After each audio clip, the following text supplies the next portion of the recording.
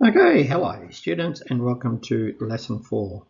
We're still learning to apply percentage increases or decreases, but we're going to be looking at the context of borrowing or investing money, and that's going to be in particular relevance to simple and compound interest.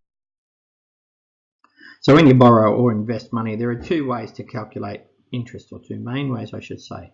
Now, interest is the money you pay for the privilege of using someone else's money. And if someone else uses your money, they pay you interest if you so desire. And that's generally calculated two ways. First of all, we'll look at simple interest, then we'll look at compound interest. So when we consider the simple interest formula, it's I equals the principal times the interest rate times the number of periods. So as you can see here, so this is an important one to copy down. The final amount, or the account balance, is just going to be then the principal plus the interest owing. So if you, for example, you borrow $10,000 and you're charged $1,000 interest, the final amount owing is going to be $11,000. Now, that's what we're saying here. The final amount equals the principal plus the interest. Now, you can see up here that I've said that the interest is calculated through the principal times the interest rate times the number of periods. So I've just substituted in PIN in the final calculation. So let's have a look at a simple interest problem, and we're going to look at a problem solving steps that we want you to work through because we're about to be faced with a problem solving and modeling task.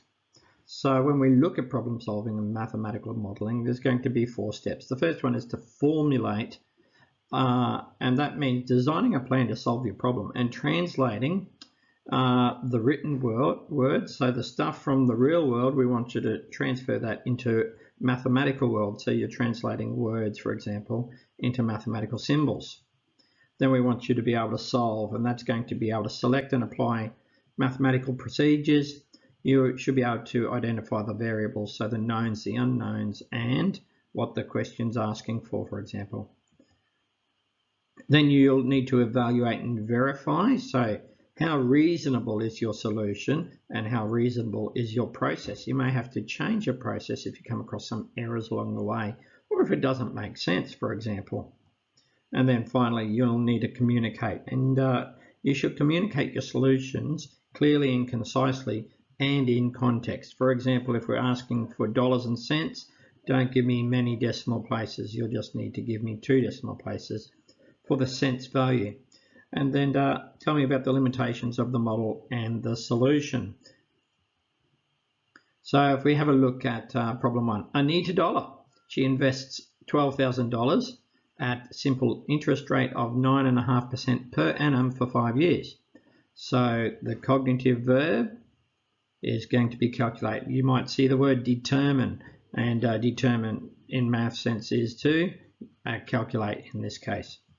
So the first step is to formulate. So we need to plan to solve our problem. Now our plan is the one I just told you, I equals PIN. So the interest payable equals the principal, which is the amount that you borrow.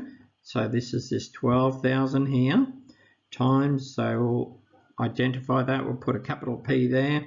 Now we've got an I for an interest rate. Now if we have a look at this 9.5% per annum, we're going to express this as a decimal in this case, so it's 0.095. So just divide that 9.5 by 100 to get it into a decimal.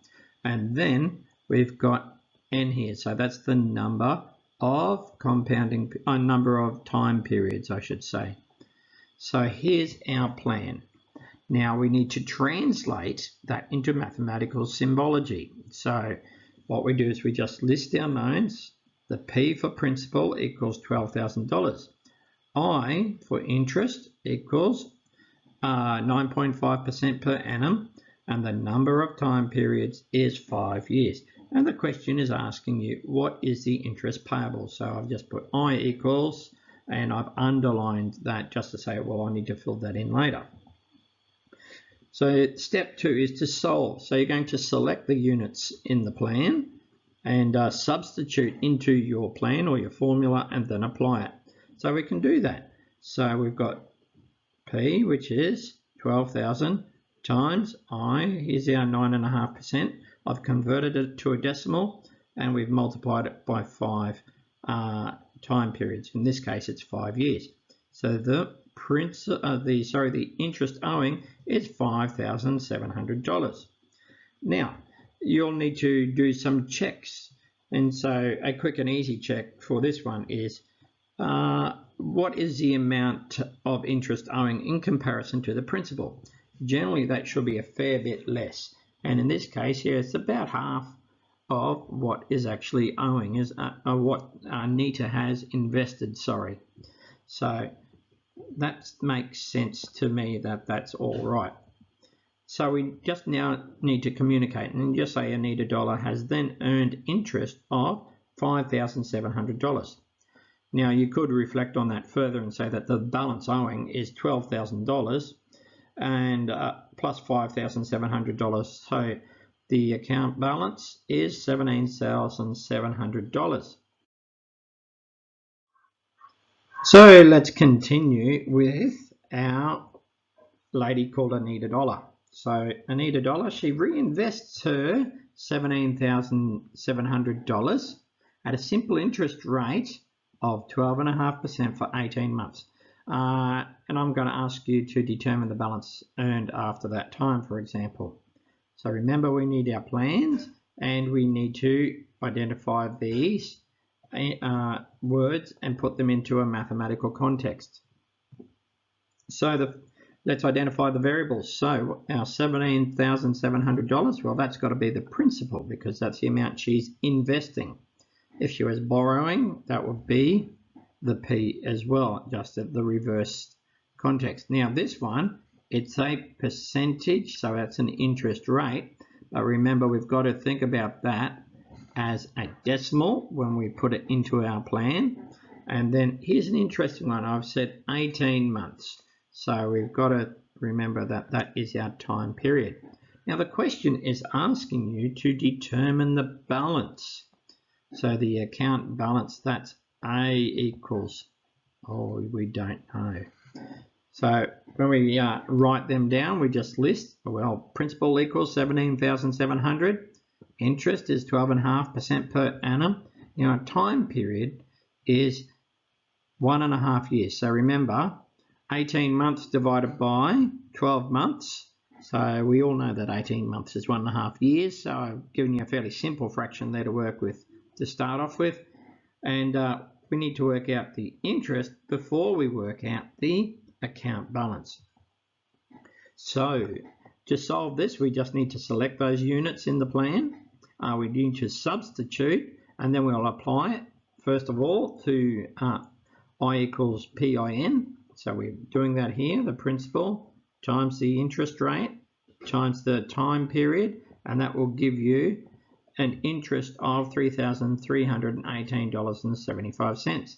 But that's not what the question's asking for. So remember, we need to do the second part of our plan. So it's just the final amount equals the principal, which is 17,700 plus the interest. So the account balance is $21,018.75. Now, if you're doing an evaluate and verify check here, look for transcription errors. So that's copying errors or punching in dodgy numbers into your calculator. So you might have, for example, put in an extra number or misplaced where you put the decimal point. So do a place value check on this sort of question. And then communicate. So the account balance is $21,018. Now we can rearrange this strategy. So the interest payable equals the principal times the interest rate times the number of time periods.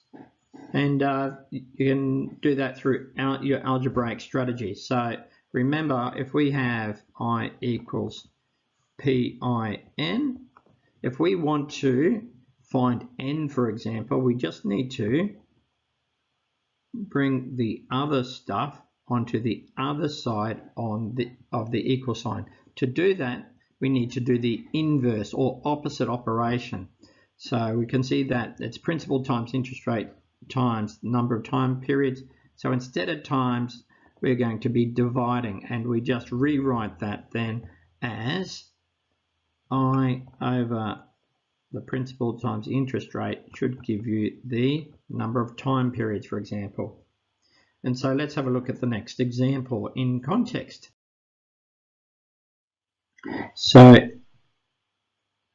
I'd like you to determine the rate of simple interest that would increase an investment from $10,000 to $15,000 over 5 years. So you can see quickly that I've already given you the account balance. So let's have a look. There's our account balance. So that's A. I've given you a time period, so that's our N for number of time periods. I've given you a principal. And what am I asking you for?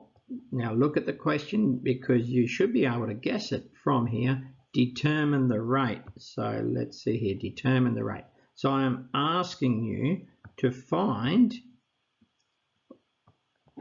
what I is. So what our plan is, we need to recall that the interest payable equals the principal times the interest rate times the number of time periods, and the account balance is the principal plus the interest. So if we put that into mathematical representation, we need to translate like I've done there. I've found those variables for you. So as I said, the final amount's 15,000, the number of time periods 5 years. Now the interest is what? In this case, it's going to be the account balance minus the principal, so the interest is $5,000. So we need to work out what the interest rate is, and so we need to modify that plan or that formula algebraically to say that the interest rate should equal the interest payable over the number of time periods multiplied by the principal. So then we select the units in the plan, we substitute them into the plan and apply that. And so we've done that there.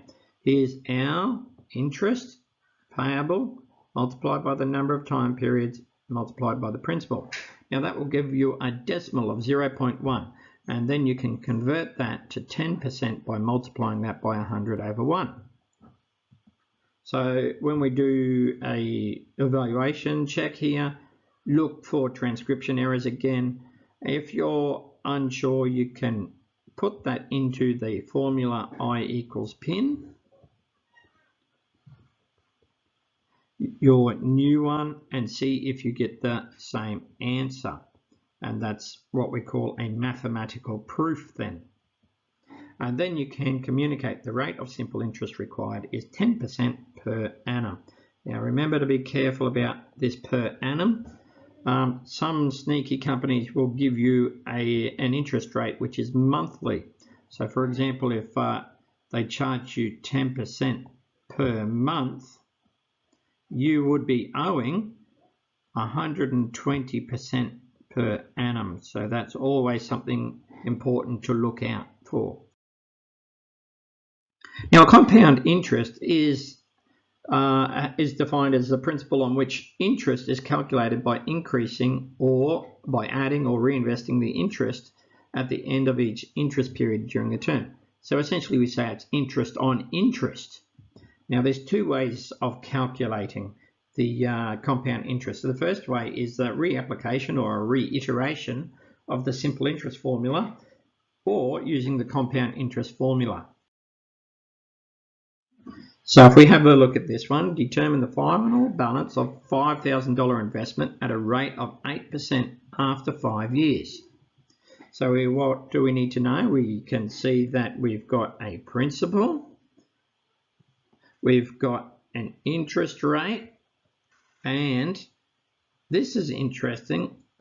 I've said time period equals 1 here. Now this is because we are doing a multiple application of simple interest. We have to apply this formula I equals pin 5 times. And so I'm going to express it in a table. And so if we have a look at this table, we start off at the start of the year with $5,000. So on day 0 or day 1, there we are. So at the end of the first year, the amount owing is $5,400. The way I've done that is multiplied the principal by the interest, but by 1 year, and to get that interest payable for that year there. So what we do now is we take that $5,400 and that's going to become the new principal. And so we just keep applying that simple interest formula again. So if we've got $5,400, then we're going to, that's our new principal, multiplied by a rate of 8% for 1 year. That's an interest of $430. So what you can see is there is an increase from year to year in the interest owing. Your bank accounts operate on compound interest, so that's quite good. So if you've got superannuation, which I doubt any of you do in grade 11, but it's something of a lot of interest to me, getting my nest egg for when I retire, compounding, so that increases. Now, there's an important point I'd like you to note here, is that you're going to get a lot of decimals once you get to 2 or 3 or 4 years into these calculations. So it's very important to keep those decimals in your calculator, but answer in context. By context, I mean just to the cents level. So when I was doing this on my calculator, I was getting 5 and 6 decimal places. So remember, never round your results until the final answer. And then finally communicate. The account balance is $7,346.63. Now you can also note on the process is tedious. It's complex. By that I mean you have to do it a number of times. And so this really lends itself to a spreadsheet, which we'll look at later on in this lesson in a separate video. So we have discovered that multiple applications of the simple interest formula in calculating compound interest is quite tedious. And so we have a compound interest formula. And that's a beautiful thing because it helps us to calculate this quite quickly. If I'll explain the formula to you, the account balance is equal to the principal multiplied by 1 plus the interest rate to the power of the number of compounding periods. So let's have a look at our first example. So determine the final balance of a $5,000 investment at a rate of 8% after 5 years. Now we should get the same answer as we did a couple of minutes ago. So let's continue. We've got our, what's that? That's our principal, that's our rate, and that's our number of periods, and I've expressed them here. Now we need to solve by selecting those units, substituting and applying, and so we've done this. What I will do when I'm doing my calculator work, I will often just convert that into 1.08, for example, and put that to the power of 5, and then I will multiply that by 5,000 there. If I was to do this in my calculator, it's just a bit of a shortcut, and it means the same thing. So we've got the principal multiplied by 1.08 to the power of 5. You'll notice that I haven't put a multiplied sign in between the 5,000 and the brackets. That is generally implied. You can put the multiplied sign there if you want. So the answer for that is the final balance is $7,346.64. Notice that this gives us the account balance and not the interest payable. If you look at it in your calculator, you can see how I've done that there. So when you do your verification check, you can look for transcription errors. You can do multiple applications of simple interest, and you can note that this is a simpler method. And then just communicate the account balance is $7,346.63. So for the final one of today, we're going to compare the value of a $1,000 investment after 5 years at a rate of 10%. We want to look at the effect of compounding periods. So we're changing the value of N. So we've got a monthly, so we've got 12 months in a year, we've got 52 weeks in a year, and we've got 365 days in a year. So we'll formulate with monthly compounds. Notice that the principal is the same for all three of these. It's always $1,000. But the compound is going to be a little bit different, isn't it? Because we're looking at the interest rate, first of all, for the compounding period. So 10% or 0.1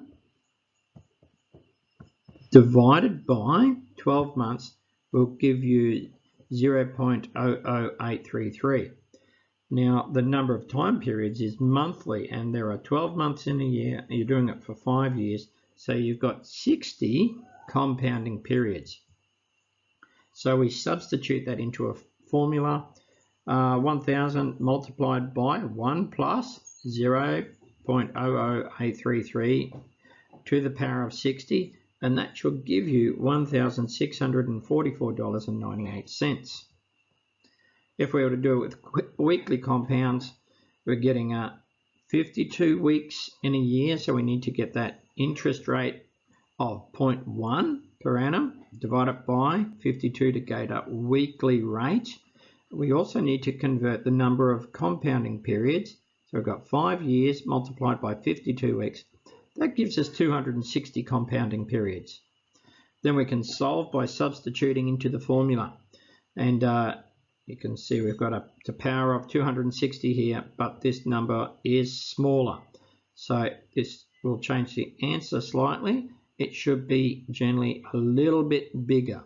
So you can see that we are increasing as we are going from left to right, or we increase as we increase the number of compounding periods for every year. Finally, you should guess that the next one's going to be a little bit bigger again, maybe $2 or $3, we'll see.